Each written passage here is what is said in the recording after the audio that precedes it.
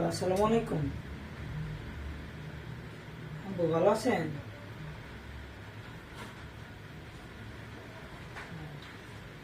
খাওয়া দাওয়া করছেন? টাকা লাগবে? আচ্ছা, ব্যবস্থা করতেছি।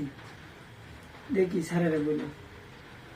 সমস্যা না, আপনারা টেনশন করেন না, টাকা পাঠিয়ে দিচ্ছি। ঠিক আছে। আসসালামু আলাইকুম।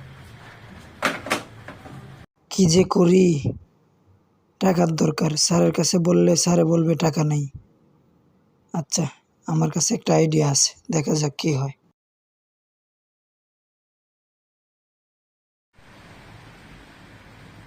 স্যার আসবো?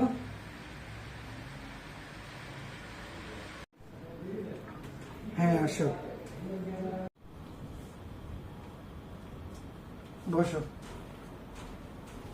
স্যার একটা কথা ছিল। হ্যাঁ বলো।